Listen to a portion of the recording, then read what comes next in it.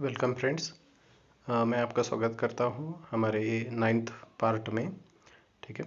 और ये जो है न्यू या एस LIC एडवाइज़र्स ट्रेनिंग प्रोग्राम के ये सीरीज़ चल रहा है। ठीक है। और इसमें आप अभी जो देख रहे हो वो 9th पार्ट है। इससे पहले 8 अलग अलग पार्ट हमारे हुए हैं ट्रेनिंग के, और इसका लिस्ट यहाँ पे दिया हुआ है दोस्तों। तो अगर आपने कोई भी पार्ट इसमें से स्किप किया है तो मैं रिक्वेस्ट करता हूँ कि आप सबसे पहले जाइए, और ये जो 8 पार्ट हमने कवर किए हैं और अलग अलग ट्रेनिंग पार्ट है। देखिए यहाँ पे आप देख सकते हैं अलग अलग प्लान्स हमने सिखाए हैं। ठीक है। कौन से एप्लीकेशन है वो सिखाए हैं, और प्रपोजल फॉर्म कैसे फिल करना है ये भी इससे पहले हमने सिखाया है। ये 8 पार्ट पहले आप देख लीजिए, इसके बाद आप ये 9th पार्ट देख सकते हैं। ठीक है। तो आज का जो हमारा टॉपिक है दोस्तों, ये है नैच फॉर्म और सरेंडर फॉर्म। ठीक है। मतलब पॉलिसी सर्विसिंग में ये दो बहुत ज़्यादा इंपॉर्टेंट है। नैच फॉर्म कहाँ पे यूज़ करते हैं और सरेंडर फॉर्म कहाँ पे यूज़ करते हैं, ये हमें आज देखना है। नैच फॉर्म मतलब क्या है कि जहाँ पे NACH form is use to start automatic premium payment through clients linked bank account. ठीक है। तो यहाँ पे हम लोग क्या करते हैं दोस्तों कि एक क्लाइंट रहेगा हमारा। ठीक है। उसका एक बैंक अकाउंट रहेगा। ठीक है। तो वो अभी हमारा जो है LIC का ये पॉलिसी है उसका। ठीक है। तो ये क्लाइंट डायरेक्टली पेमेंट कर सकता है LIC को, या फिर वो नैच फॉर्म फिल करके बैंक को बोल सकता है कि जो मेरा LIC पॉलिसी है उसका पेमेंट कीजिए। ठीक है। तो इसमें क्या करना पड़ेगा, इसको एक नैच फॉर्म LIC को देता है वो पहले, फिर LIC बैंक को दे देता है। और बैंक क्या करता है, जब तक वो पॉलिसी चालू है तब तक प्रीमियम बैंक से ही डायरेक्टली कटता रहेगा। वो जो पर्सन है उसके बैंक अकाउंट से डायरेक्टली पैसे कटेंगे, और डायरेक्टली वो LIC पॉलिसी में उसका जो प्रीमियम का पेमेंट है वो होता रहेगा। ठीक है। जब तक पॉलिसी चल रही है तब तक। ठीक है। तो ये है नैच फॉर्म का काम। अभी नैच फॉर्म कब कब यूज़ करते हैं, जब आपको मंथली, क्वार्टरली, हाफ ईयरली या फिर ईयरली कोई भी पेमेंट मोड होने दीजिए। ठीक है दोस्तों। तो आप क्या कर सकते हैं, वो नैच फॉर्म यूज़ कर सकते हैं, और बैंक को बोल सकते हैं कि ये पर्सन का जो LIC का पॉलिसी है इसका पेमेंट कीजिए। ठीक है। तो कोई भी प्रीमियम पेमेंट मोड रहने दीजिए, तो आप ये नैच फॉर्म यूज़ कर सकते हैं। ये बहुत ज़्यादा इंपॉर्टेंट है। लेकिन इसमें देखिए दोस्तों, नैच फॉर्म मोस्टली मंथली 90% ऐसे केसेस रहते हैं कि वो मंथली पेमेंट करना चाहते हैं और ऑटोमेटिक पेमेंट डिडक्शन चाहते हैं बैंक से LIC को पेमेंट होना चाहिए, ऐसा वो चाहते हैं। ठीक है। 90% केसेस मंथली ही होते हैं। कुछ रहते हैं वो हाफ ईयरली भी ले सकते हैं। ठीक है। नेक्स्ट, नैच फॉर्म जो रहता है, नैच फॉर्म कोई भी एक हम देखने वाले हैं कि नैच फॉर्म कैसे रहता है, उसमें कौन से अलग अलग क्वेश्चंस और आंसर रहते हैं। ठीक है। तो वो कब यूज़ कर सकते हैं, एक तो न्यू नैच मैंडेट आपको क्रिएट करना है तब। ठीक है। या फिर जो ऑलरेडी किया था आपने नैच मैंडेट, लेकिन अभी वो पर्सन को नैच के थ्रू पैसे पे नहीं करने हैं, उसको स्टॉप करना है। या फिर एक बैंक, वो बैंक उसका अकाउंट क्लोज करना है उसको, न्यू बैंक में उसको बैंक अकाउंट ओपन करना है, तो वो क्या कर सकता है, पहले बैंक का क्लोज करना है और दूसरे बैंक का क्रिएट करना है। या फिर वो सिंपली क्या कर सकता है, मॉडिफाई। ठीक है। तो वही सेम कि अगर उसको कुछ चेंज करना है, मान लीजिए मंथली पेमेंट था। ठीक है। तो उसको चेंज करके उसको करना है क्वार्टरली, हाफ ईयरली ऐसे कुछ मॉडिफाई करना है उसको, तो वो क्या कर सकता है, वो मॉडिफाई नैच मैंडेट ये भी वो कर सकता है with the help of this NACH form. तो नैच फॉर्म कैसे रहता है वो, और उसमें कौन से पार्ट्स रहते हैं, ये आज भी हम लोग देखने वाले। तो ये है देखो, ये हमारा जो नैच फॉर्म है ये पूरा नैच फॉर्म है। लेकिन ये देखिए, ये सबसे पहले ये जो टिप है ना, ये आपको पढ़ना है। Please do not pin, staple, punch, fold, roll और put elastic band to NACH mandate. मैंने बहुत सारी बार देखा है कि बहुत सारे लोग क्या करते हैं, यहाँ पे होल कर देते हैं। ठीक है। या फिर पंच कर देते हैं, या फिर स्टेपल कर देते हैं। ठीक है। या फिर इसको फोल्ड कर देते हैं। ठीक है। ऐसे बीच में से उसको फोल्ड करते हैं और पॉकेट में रख के और फिर लेके आते हैं, और ये पूरा ख़राब हो जाता है। यहाँ पे बैंक अकाउंट नंबर लिखा होता है, साइन किया हुआ रहता है, और क्या हो जाता है, पानी में भीगने के वजह से या फिर स्वेट में भीगने की वजह से पूरा उसका शाही जो है ये पूरा फैल जाता है यहाँ पे। ठीक है। तो ऐसे नैच मैंडेट रिजेक्ट किए जाते हैं दोस्तों। आपको याद रखना है, पिन भी नहीं करना है, आपको पिन नहीं यूज़ करना है, यहाँ पे स्टेपल नहीं करना है, पंच नहीं करना है, फोल्ड नहीं करना है, कुछ भी नहीं, एकदम क्लियर। जैसे आपको नेच फॉर्म दिया था सेम वैसे ही आपको वापस लाना है, सिर्फ यहाँ पे डिटेल्स फिल करके लाना है। अभी कौन से डिटेल्स फिल करना है वो देख लेते हैं। सबसे पहले देखिए, ये जो यहाँ का पार्ट है, यहाँ पे आइदर आप न्यू नेच मैंडेट क्रिएट कर सकते हैं, मॉडिफाई कर सकते हैं या फिर कैंसिल कर सकते हैं। ठीक है, तो अभी न्यू करने मतलब मोस्टली हम लोग जब नया पॉलिसी देते हैं ना, तब यहाँ पे हम लोग क्या करते हैं, न्यू हम लोग क्रिएट कर रहे हैं। या फिर आपका पॉलिसी चल रहा है पहले से, पहले आप ईयरली पेमेंट कर रहे थे, अभी आपको मंथली करना है और नेच करना है। ठीक है, तो आप क्या कर सकते हो, यहाँ पे क्रिएट करना है आपको। ठीक है, क्रिएट। अभी यहाँ पे डिटेल्स कौन से फिल करना है, यहाँ पे डिटेल फिल करना है, आपको लिखना है बैंक का नाम। ठीक है, यहाँ पे लिखा है, देखिए दोस्तों, नेम ऑफ कस्टमर्स बैंक। ठीक है, यहाँ पे बैंक का नाम लिखना है, ICICI बैंक लिमिटेड, या फिर रहेगा स्टेट बैंक ऑफ इंडिया। ठीक है, पंजाब नेशनल बैंक। ठीक है, तो ऐसे अभी ICICI जो है वो फेमस है, तो उसका शॉर्टकट लिखते हैं तो भी चलेगा, HDFC लिखोगे तो भी चलेगा। ठीक है, लेकिन जो है bank of Maharashtra, bank of India, या फिर स्टेट बैंक ऑफ इंडिया, तो ये जो है आप पूरा उसको लिखिए, यहाँ पे शॉर्टकट मत यूज़ कीजिए। ठीक है, इसके बाद जो है दोस्तों, आपको क्या करना है, फिल करना है बैंक अकाउंट नंबर, यहाँ पे लिखना है। यहाँ पे बैंक अकाउंट नंबर लिख दीजिए। मान लीजिए 10 या फिर 11 नंबर का ये बैंक अकाउंट है, यहाँ पे लिख दिया। आगे का जो जगह है वो ऐसे ही ब्लैंक छोड़ दीजिए, उसको कुछ मत कीजिए। यहाँ पे आपको स्क्रैच नहीं करना है, कुछ नहीं करना है आगे जाके। सिर्फ आपको क्या करना है, यहाँ पे नंबर लिखा, ख़त्म, उसके आगे कुछ नहीं करना है। ठीक है, IFSC जितने ये जो ब्लॉक्स है उतना ही IFSC कोड रहेगा, तो ये एकदम क्लियरली उतने ही बॉक्स दिए हुए हैं। MICR आपको लिखने की ज़रूरत नहीं है, सिर्फ IFSC कोड लिखिए, बैंक अकाउंट नंबर लिखिए, बैंक का नाम लिखिए, यहाँ पे क्रिएट कर देना है। और यहाँ पे आपको फ्रीक्वेंसी सिलेक्ट करना है। फ्रीक्वेंसी मतलब क्या है कि पेमेंट कब कब होना चाहिए, मंथली होना चाहिए, क्वार्टरली होना चाहिए, हाफ ईयरली, ईयरली, कैसे होना चाहिए। तो जैसे भी पार्टी का रहेगा, मोस्टली 90% केस में मंथली आ जाएगा, तो मंथली टिक कीजिए। अगर हाफ ईयरली बोल रहे हैं तो हाफ ईयरली क्लिक कीजिए। ठीक है, अभी देखिए दोस्तों, इसके बाद पार्टी का जो है, जो बैंक अकाउंट में मोबाइल नंबर है ना, वही यहाँ पे मोबाइल नंबर लिख दीजिए। और बैंक में जो उनका सिग्नेचर है दोस्तों, यहाँ पे वो सिग्नेचर हमें चाहिए।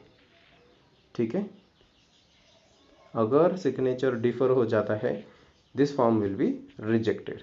ठीक है, और बैंक में जैसे नाम लिखा है या फिर चेकबुक पे जैसे नाम लिखा है, यहाँ पे उनका नाम लिख दीजिए। ठीक है, अगर बहुत बड़ा नाम है एक बार ही लिखिए। ठीक है, लेकिन साइन 2 बार लेना है, यहाँ पे और यहाँ पे।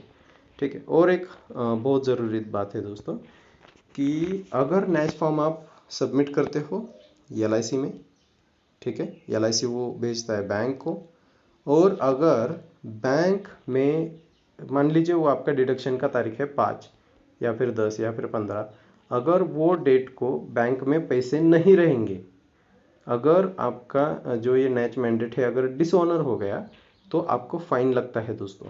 ठीक है, तो फाइन लगेगा अगर आपने नेच मैंडेट दिया है और अगर पैसे नहीं है बैंक में, डिसऑनर अगर हो गया, तो आपको फाइन लगता है। तो नेच मैंडेट फिल करने से पहले कस्टमर को बताओ कि नेच मैंडेट अगर फिल कर रहे हो तो आपके अकाउंट में उस दिन पैसे चाहिए। ठीक है, अगर नहीं रहेंगे आपको फाइन लगेगा, और फाइन बहुत ज़्यादा रहता है। ठीक है, 5% जितना प्रीमियम रहेगा उसका आ जाएगा अप्रोक्सीमेटली, मतलब अच्छा खासा फाइन लगता है। तो हर महीने फाइन नहीं पे कर सकते हम लोग। ठीक है, समझ रहे हो आप, हर महीने हम लोग अगर पैसे पे करेंगे तो फिर हमारा फाइन ही ज़्यादा हो जाएगा। प्रीमियम से जो भी रिटर्न आने वाला है वो रिटर्न और ये फाइन सेम ही हो जाएगा।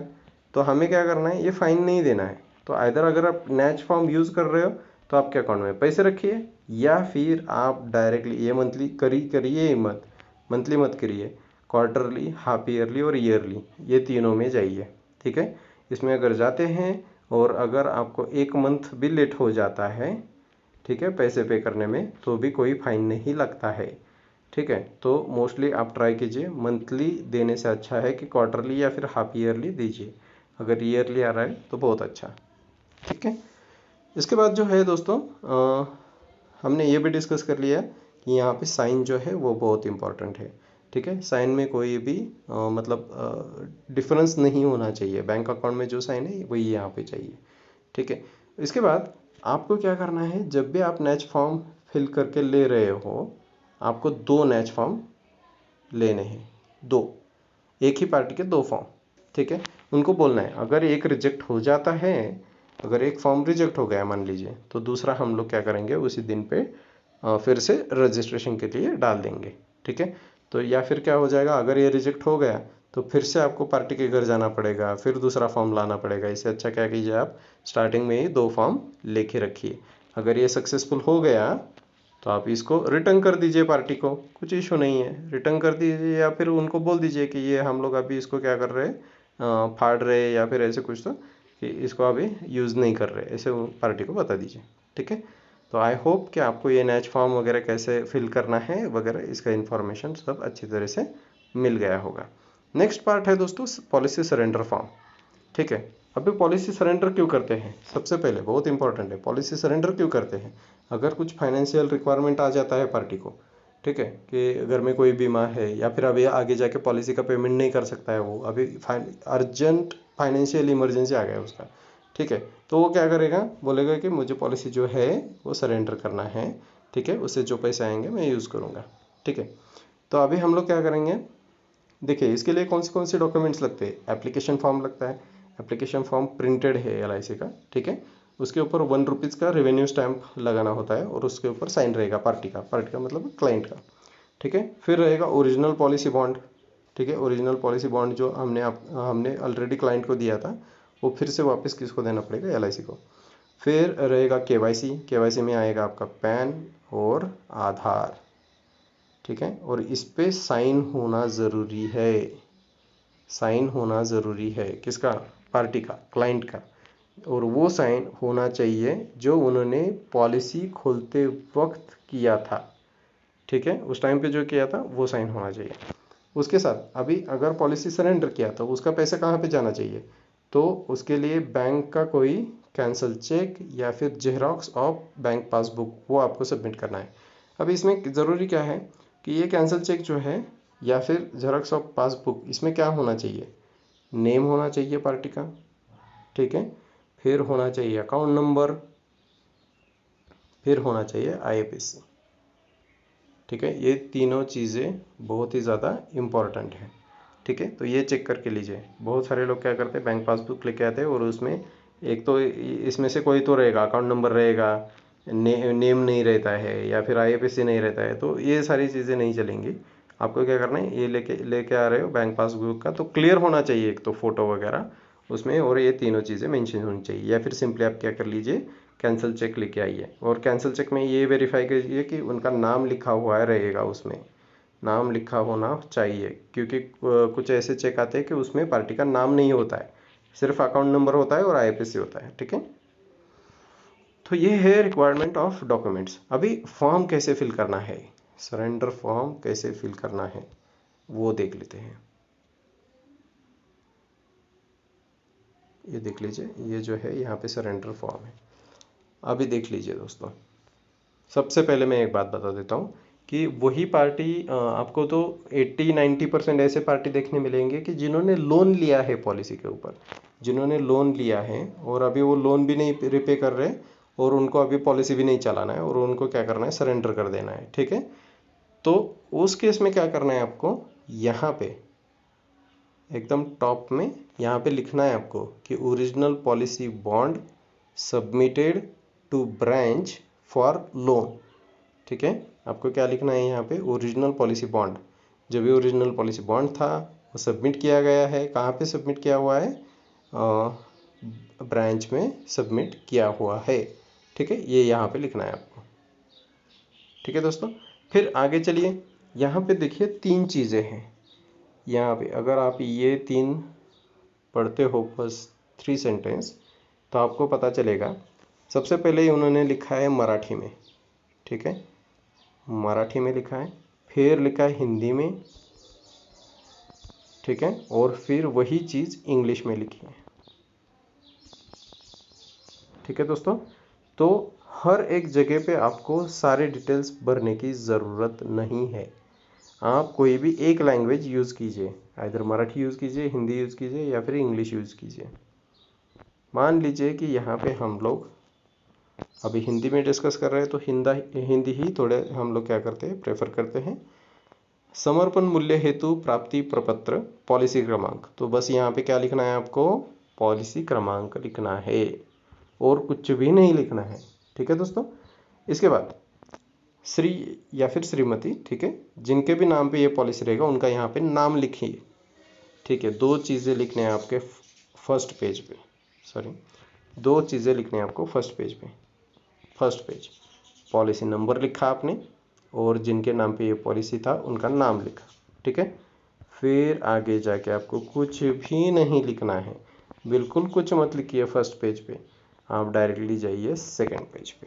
ठीक है, सेकंड पेज पे ये जो है ना, सरेंडर वैल्यू या फिर premium refundable on account of DAB, less, loan, interest, ये सारी जो चीज़ें हैं ना वो ब्रांच लिखेगा, ऑफिस लिखेगा। ठीक है, हम लोग नहीं लिखेंगे, यहाँ पे कुछ नहीं फिल करना है, बिल्कुल भी कुछ नहीं फिल करना है। आप आगे जाइए डायरेक्टली, यहाँ से आगे आपको फिल करना है, ये चीज़ आपको फिल करनी है।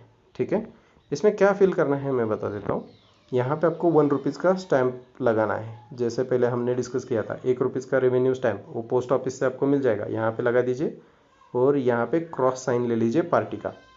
ठीक है, कि अगर सरेंडर वैल्यू 5000 रुपीज़ के ऊपर है तो ये 1 रुपीज़ का स्टैंप उस पर होना चाहिए और 1 रुपीज़ के स्टैंप पे पार्टी का जो है, पार्टी मतलब जिनका वो पॉलिसी था, वो क्लाइंट का यहाँ पे साइन होना चाहिए, वो भी क्रॉस साइन होना चाहिए स्टैंप पे। ठीक है, ये तो हो गया, ये सारी चीज़ें ना क्लाइंट ने फिल करनी है। ठीक है, ये ख़त्म हो गया। अभी यहाँ पे आएगा आपका विटनेस। ठीक है, साक्षी, यहाँ पे ये विटनेस का है। ठीक है, साक्षीदार, यहाँ पे क्या लिखना है, उनको साइन करना है। जो भी विटनेस रहेगा यहाँ पे साइन ले लीजिए, यहाँ पे साइन ले लीजिए विटनेस का, यहाँ पे उनका नाम आएगा। ठीक है, क्या ऑक्यूपेशन है, सर्विस कर रहे हैं, बिजनेस कर रहे हैं वो, और यहाँ पे उनका एड्रेस आएगा, कौन सा एड्रेस है। ठीक है, ये तो बहुत ज़्यादा ज़रूरी है। यहाँ पे जो विटनेस है ना आप ले रहे, उनका सारा डिटेल्स यहाँ पे लिख दीजिए और यहाँ पे कॉन्टैक्ट नंबर लिख दीजिए, उनका कॉन्टैक्ट नंबर। ठीक है, ये बहुत ज़्यादा इम्पोर्टेंट है। फिर बस इतना ही आपको फिल करना है सेकंड पेज पे। सेकंड पेज पे और कुछ मत फिल कीजिए, बस इतना आपने फिल कर दिया सेकंड पेज पे, काम ख़त्म। ठीक है, अभी सेकंड पेज पे कुछ मत लिखना, directly you go to third page. यहाँ पे रहेगा आपका थर्ड पेज। थर्ड पेज पे कुछ भी नहीं लिखना है आपको दोस्तों। ठीक है, ये आपको समझ के लेना है, आपको थर्ड पेज पे कुछ नहीं लिखना है, डायरेक्टली आपको फोर्थ पेज पे जाना है। फोर्थ पेज में आपको ये जो NEFT मैंडेट है, यहाँ से नीचे का फॉर्म फिल करना है। ठीक है, क्या लिखना है यहाँ पे देखिए, सबसे पहले name and address of policy holder. ठीक है, नाम तो लिख सकते पॉलिसी होल्डर का। ठीक है, एड्रेस भी लिख सकते कहाँ पे स्टे कर रहे हैं, पॉलिसी नंबर लिख सकते हैं, नेम ऑफ बैंक, अभी ये कहाँ से मिलेगा, जो कैंसिल चेक उनसे लिया था वही लिखना है, यहाँ पे बैंक का नाम लिखिए, एड्रेस लिखिए बैंक का, चेक जो रहेगा कैंसिल चेक उसी पे लिखा रहेगा उसका एड्रेस शॉर्ट में। फिर अकाउंट टाइप सेविंग है या फिर करंट है, वो तो पार्टी बताएगा। ठीक है, तो यहाँ पे लिख दीजिए। फिर बैंक अकाउंट नंबर वो भी चेकबुक पे रहेगा, फिर IFSC वो भी चेकबुक पे रहेगा, और मोबाइल नंबर ये बहुत ज़्यादा इंपॉर्टेंट है। बहुत सारे लोग यहाँ पे मोबाइल नंबर नहीं लिखते, तो यहाँ पे क्लाइंट का मोबाइल नंबर लिखना है। ठीक है, ईमेल आईडी अगर नहीं रहेगा तो भी चलेगा, लेकिन मोबाइल नंबर होना ही चाहिए। ठीक है, ईमेल आईडी है तो लिख दीजिए। ठीक है, आगे जाइए फिर, और यहाँ पे एग्ज़िट इंटरव्यू है दोस्तों, ये भी बहुत ज़्यादा इंपॉर्टेंट है। यहाँ पे पॉलिसी नंबर लिखना है आपको, यहाँ पे नेम ऑफ लाइफ एश्योर्ड जिनका पॉलिसी है उनका पार्टी का नाम आएगा, डेट ऑफ सरेंडर ये मत डालिए, ये कुछ मत डालिए। ठीक है, अभी ये एग्जिट सर्वे है, यहाँ पे कुछ क्वेश्चन है। फर्स्ट क्वेश्चन क्या है, are you aware that surrender of LIC policy means losing life cover and financial loss to you, कि अगर आप ये पॉलिसी बंद करते हैं तो आपको फाइनेंशियल कवर या फिर इंश्योरेंस जो था वो निकल जाएगा, वो आपको पता है क्या, तो आपको बोलना है यस। ठीक है, reason for surrender of the LIC policy क्या है, क्या रीज़न है? तो आपको लिखना है अर्जेंट फाइनेंशियल नीड, ठीक है, सबसे पहले वाला। In not satisfied with terms वगैरह, ये जब पॉलिसी खोलते हैं तभी उन्होंने बताना चाहिए था, but it's okay, urgent financial need ये बोल सकते हैं हम। इसके बाद थर्ड रहेगा whether surrender amount is being invested in any other LIC product. आप वो तो पैसे निकाल रहे हैं क्योंकि अभी उसको फाइनेंशियल नीड है, ठीक है, तो वो फिर से वो पैसे कहीं पे इन्वेस्ट करेगा क्या? तो नहीं करेगा, ठीक है, तो यहाँ पे लिखना है नो, ठीक है। तो ये आंसर आपको याद रखना है, यहाँ पे रहेगा यस, मुझे पता है कि फाइनेंशियल लॉस हो रहा है। दूसरा, अर्जेंट फाइनेंशियल नीड है और मैं ये जो पैसे निकाल रहा हूँ वो मैं फिर से LIC के दूसरे प्रोडक्ट में नहीं डाल रहा हूँ, तो यहाँ पे बोलना है नो, ठीक है। इसके बाद ये लास्ट वाला पार्ट है, यहाँ पे आपको क्या करना है, फिर से जो आपका क्लाइंट रहेगा उसका साइन ले लीजिए, ठीक है, साइन हो जाएगा यहाँ पे, और फिर उनका नाम लिख दीजिए यहाँ पे, name, contact number, mobile number, ठीक है, ये चीज़ें भर दीजिए। ये रहेगा आपका फोर्थ पेज, ठीक है, this will be the last page, ये लास्ट पेज है। बस इतना आपको फॉर्म फिल करना है। तो आप ये याद रखिए दोस्तों कि आपको फर्स्ट पेज पे, यहाँ पे हमने डिस्कस किया, यहाँ पे आप ऊपर लिख दीजिए कि पॉलिसी, अगर बॉन्ड आपने सबमिट किया है लोन लेते वक्त, तो बोल दीजिए कि LIC original policy is submitted in branch for loan, ठीक है। यहाँ पे पॉलिसी नंबर डालना है, नाम डालना है, ख़त्म, ठीक है। दूसरे पेज पे बस यहाँ पे आपको सारे डिटेल्स फिल करने हैं, ठीक है। यहाँ पे रहेगा विटनेस, यहाँ पे रहेगा पार्टी। फिर थर्ड पेज पे कुछ नहीं करना है आपको। फिर फोर्थ पेज पे आ जाइए, और फोर्थ पेज ये NEFT मैंडेट फॉर्म से लेके यहाँ तक पार्टी ने फिल करना है, ठीक है। ये सारी चीज़ें आपको याद रखनी है। फिर आपको और दो चीज़ें याद रखनी है कि जब आप पैन कार्ड लेते हो, KYC लेते हो, यहाँ पे पार्टी का KYC, यहाँ पे पैन लोगे और आधार लोगे, तो ये दोनों चीज़ों पे साइन होना चाहिए, ठीक है। ये जो जेरोक्स कॉपी लोगे ना उनका, वो जेरोक्स कॉपी पे साइन होना चाहिए क्लाइंट का, ठीक है। और उन्हीं पे कॉन्टैक्ट नंबर भी लिख दीजिए क्लाइंट का कॉन्टैक्ट। तो अगर कुछ चीज़ें बाकी है या फिर साइन मिसमैच हो रहा है, तो डायरेक्टली ऑफिस का जो स्टाफ है वो डायरेक्टली कॉल करके बता सकते हैं किसको, क्लाइंट को, कि ये आपका साइन जो है मिसमैच है, तो आपको आके साइन करना पड़ेगा ऐसे बोल के, ठीक है दोस्तों। तो आई होप कि आपको समझ में आ गया है कि सरेंडर कैसे करते हैं, ठीक है। तो आज का असाइनमेंट क्या है, सबसे पहले आप NACH मैंडेट फॉर्म जो है वो कलेक्ट कर लीजिए अगर आपके पास नहीं है तो, ठीक है। और NACH मैंडेट फॉर्म जेरोक्स नहीं चलता है, ओरिजिनल ही यूज़ करना पड़ता है, ये भी आप याद रखिए। कलेक्ट सरेंडर फॉर्म्स ले लीजिए, आपके पास 10 सरेंडर फॉर्म तो होने चाहिए कम से कम, और NACH मैंडेट फॉर्म भी 10 होने चाहिए कम से कम। और आप पोस्ट ऑफिस में जाओगे तो कम से कम 30 ₹1 के स्टैंप ले लीजिए, 30 लेके रखिए, तो एक दिन 1 साल का पूरा काम हो जाएगा आपका, ठीक है। तो बार बार आपको पोस्ट ऑफिस में नहीं जाना पड़ेगा, वरना जाओगे फिर ₹5 के लेके आओगे, फिर से जाओगे, फिर से लेके आओगे, ये टाइम आप वेस्ट मत कीजिए। और आप ₹1 के स्टैम्प कभी भी यूज़ कर सकते हैं बाद में भी, ठीक है। तो ये है आज का आपका असाइनमेंट, ठीक है दोस्तों। आई होप आपको समझ में आ गया है ये दोनों चीज़ें। नेक्स्ट वीडियो में हम नेक्स्ट जो भी पॉलिसी अल्टरेशन वगैरह रहता है, पॉलिसी का नाम चेंज करना है या फिर कॉन्टैक्ट नंबर चेंज करना है, नॉमिनी का नाम चेंज करना है, वो सारी चीज़ें हम लोग सीखने वाले हैं, ठीक है दोस्तों। So thank you.